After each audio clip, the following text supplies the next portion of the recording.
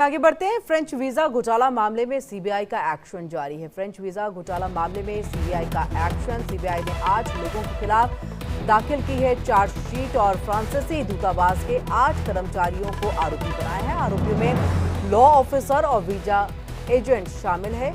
आपको बता दें, देखिए, फ्रांसीसी दूतावास वीजा धोखाधड़ी मामले में ये पूरी कार्रवाई जो है वो की गई है और इसको लेकर के 8 कर्मचारियों को आरोपी बनाया गया है। ऐसे में देखिए, आरोपी में लॉ ऑफिसर और वीजा एजेंट जो है वो शामिल है। फ्रांसीसी दूतावास वीजा धोखाधड़ी मामले में ये पूरी कार्रवाई की गई है।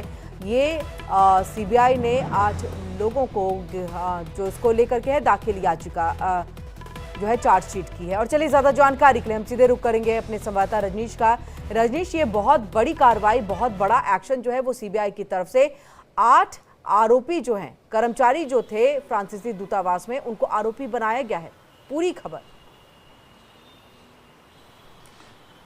देखिए किरण, सीबीआई को लंबे समय से ये शिकायतें मिल रही थी कि फ्रांस एम्बेसी में जो वीज़ा फ्रॉड का जो मामले सामने आ रहे हैं, जिसके बाद सीबीआई ने मामला दर्ज कर इन्वेस्टिगेशन शुरू की और इन्वेस्टिगेशन में ये पता चला कि वीज़ा डिपार्टमेंट के लोकल लॉ ऑफिसर, उसके भाई, उसके वाइफ, उसके पिता और 2 और एजेंट्स इस पूरे मामले में शामिल हैं। जिसके बाद इन सभी के खिलाफ जो है वो चार्जशीट दाखिल की गई है सीबीआई की तरफ से। अगर सीबीआई की बात माने तो ये जो पूरा वीजा फ्रॉड का मामला है वो साल 2021 से 2023 के बीच का है।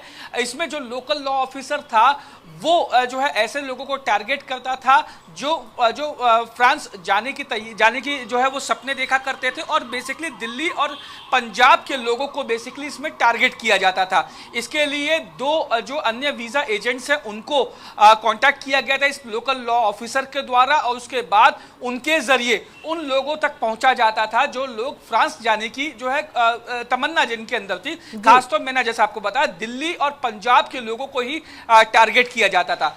इसके बाद जैसे ही वो जो लोग थे जो फ्रांस जाना चाहते थे उनसे कांटेक्ट कर भारी मोटी रकम 35 से 40 लाख रुपए में वीजा दिलवाने की बात की जाती थी और जब पैसा ले लिया जाता था तो उसके बाद उनकी तमाम फाइलें, तमाम जो दस्तावेज थे उसे डिस्ट्रॉय कर दिया जाता था और पूरे सबूत मिटा दिए जाते थे कि हमने कभी भी आपसे कांटेक्ट किया था। ऐसे में ये जो मोटी रकम थी 35 से 40 लाख रुपए, ये लोकल लॉ ऑफिसर तक पहुंचती थी, एजेंट्स तक पहुंचती थी और एजेंट्स ये पैसा जो है वो लोगों से इकट्ठा करके लोकल लॉ ऑफिसर और उसके पिता, उसकी वाइफ और 2 अन्य जो उसके भाई थे उनके पास पहुंचा दिया करता था। तो यह तमाम पूरा रैकेट इस तरीके से काम कर रहा था, जिसके बाद सीबीआई ने इस मामले में सभी 8 लोगों को दोषी पाते हुए उनके खिलाफ चार्जशीट दाखिल कर दी। बिल्कुल रजनीश, ये भी क्योंकि देखिए, आपने बताया 2001-2002 से जो है धोखाधड़ी का ये पूरा मामला जो है इस तरह से चल रहा है। एक पूरा नेटवर्क आपने जिसका जिक्र भी किया, पूरा बताया कि किस तरह से ये खेल चलता था।